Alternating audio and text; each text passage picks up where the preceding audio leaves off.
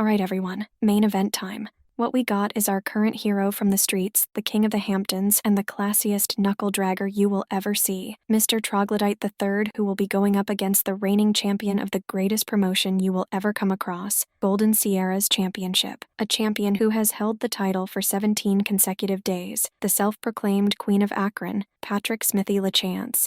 Greetings and welcome to Checkpoint Gaming. With this episode, we will be going over a professional wrestling pay-per-view point system we developed and decided to share with you guys. Here at Checkpoint Gaming, besides tabletop games, there are members of our group that enjoy professional wrestling. Yes, we're aware of the stigma surrounding this means of entertainment as well as those who enjoy watching it, and we also know that it is scripted, but that doesn't diminish our enjoyment of this medium of entertainment.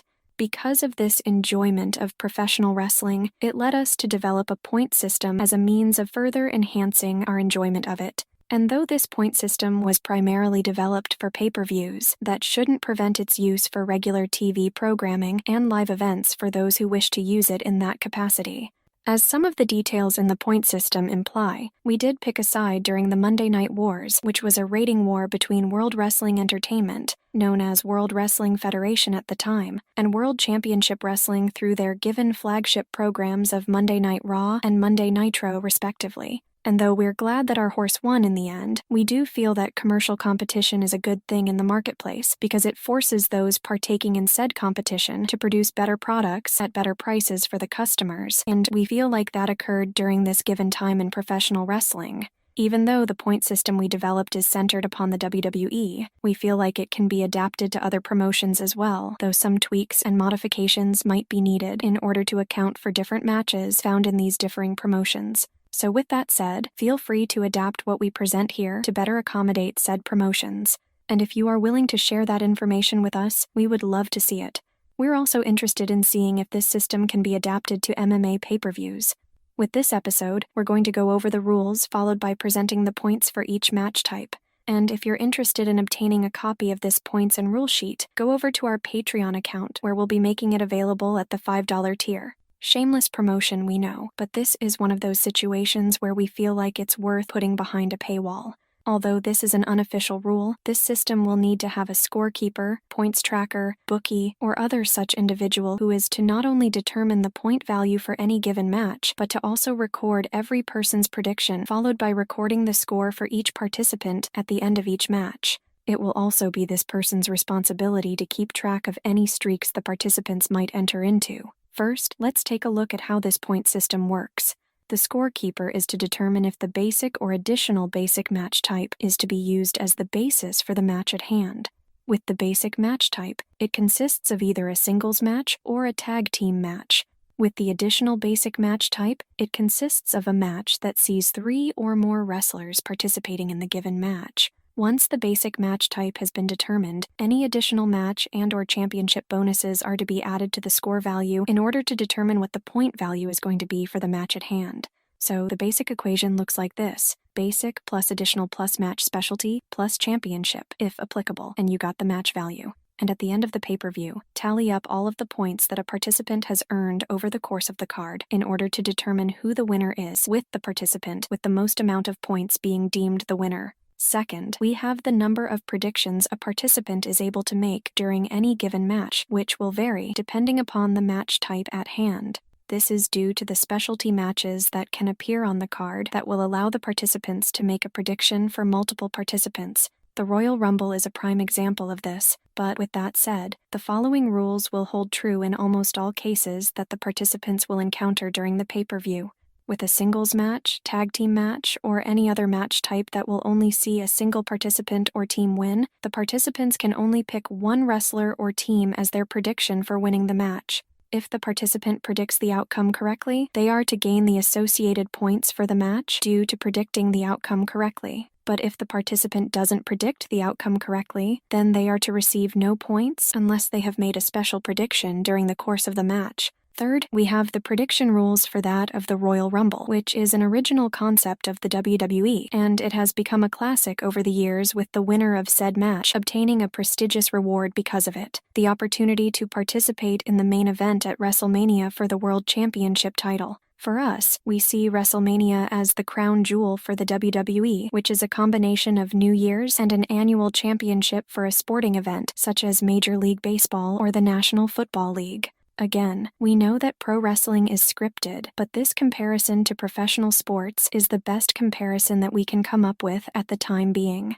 Due to the Royal Rumble's standing within the company, we feel like it's deserving of special rules, which consists of the following. At the start of the match, each participant gets a total of 3 predictions they can make at any point during the Royal Rumble to see who they think will win said match. Though unlikely, if all 3 predictions a participant makes are the last 3 wrestlers in the ring, then the participant is to get the points, regardless. With that said, if a participant chooses to wait until there are only 6 wrestlers remaining in the match, then said participant can only make 2 predictions on the matter instead of 3. That's the price you have to pay due to your decision to wait. And finally, if the participant chooses to wait until there are only 4 wrestlers remaining in the match, then said participant can only make 1 prediction and only 1. Said participant will also have to make their prediction when the final 4 wrestlers are apparent. Failure to do so causes them to lose out. Fourth, we have a grudge match, which consists of a match where 2 long-term rivals are facing each other for purposes of pride and/or revenge. Because of this, we have some rules in place that will have to be applied in order to define a grudge match so that the bonus points are able to be applied. In order for a rivalry to count, it will have to be at least 2 months long. On top of this, the match at hand can't already have a specialty match overlay attached to it. Finally, a grudge match will typically be applied to only that of a single match or a tag team match. But with that said, an exception exists when it comes to that of a triple threat for a fatal 4-way match, where the rivalry between the participants has been going on for at least 2 months, where they have been feuding for that given period of time. Fifth, we have the rules pertaining to that of the streak bonus. After a participant has correctly predicted the winner of 3 consecutive matches, then they're to receive a one-time bonus of plus 3 points to their score. If the participant continues to make correct predictions after the initial 3, then said participant is to receive a plus 1 point to their score, with this bonus point continuing to be added to their score until they predict a match incorrectly. At this point, their streak comes to an end. And sixth, we have the rules pertaining to that of the special predictions a participant is able to make during the pay-per-view. All participants are allowed to make special predictions about a match, and though it is preferred that it's made before the ringing of the opening bell, the prediction will have to be made before the outcome of said prediction occurs. That's why it's called a prediction, not a postdiction. The prediction also can't be an obvious one, such as a chair or other foreign object being used during a hardcore match, or Jeff Hardy doing something crazy during a TLC match. Next, we have the Martin Rule, which prevents a participant from using their special prediction to gain points on the outcome of a match after making their primary prediction for the match itself. For example, a match is to occur between The Undertaker and Kane, and the participant predicts that The Undertaker is going to win the match. From there, the participant can't make a special prediction that Kane is going to win. This system is designed to be all or nothing, so using one special prediction to choose the other wrestler undermines this, because by doing so, the participant is to gain points no matter what. With all of that said, this rule stems from the early days of East developing this point system, where we were still figuring out the rules and point values for each match. And we call this rule the Martin Rule, because our friend Martin saw this loophole in the rules and took advantage of it during the pay-per-view we were watching. That is some good critical thinking skills right there, and it is worth applauding. And though this rule is to curtail such actions in the future, we still named it after him because 1, he was the one who noticed the situation, and 2, to honor such critical thinking skills. So for every special prediction a person gets right, they're to obtain an additional point for making a correct prediction. And the person is to obtain this point, even if they didn't predict the result correctly for the match itself. We also had this special prediction be limited to 3 per match, but we decided to abandon that idea. With the rules taken care of, let's take a look at the points system. With the basics, a singles match is worth 1 point, while a tag team match is worth 2 points. With the additional basics, a triple threat match and a 2-on-1 match are both worth 3 points. When it comes to that of a fatal 4-way match, 3-on-1 match, and a gauntlet match, each are worth 4 points. And with a 6-man tag match, it is worth 6 points.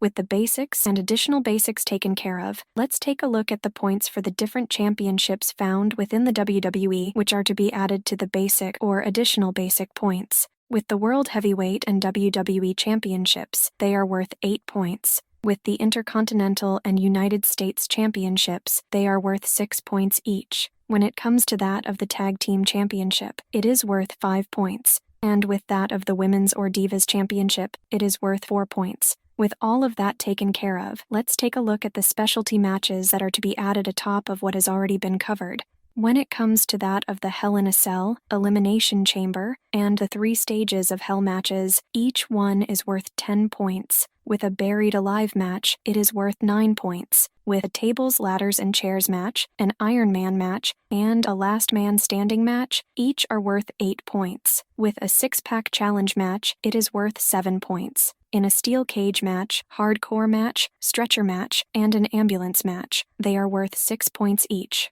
With a First Blood, I Quit, and Ladder match, each one is worth 5 points. With a Punjabi Prison match, a Falls or Submissions Count Anywhere match, and a Casket match, they are worth 4 points each.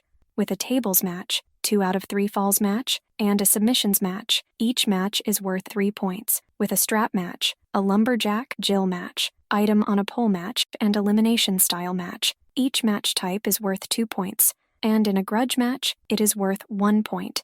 With the original matches found with the WWE, their point values are worth the following. With the Royal Rumble match, it is worth 15 points. With the Championship Scramble match and the Survivor Series Elimination match, they're both worth 8 points each. When it comes to correctly making a special prediction, it is worth 1 point.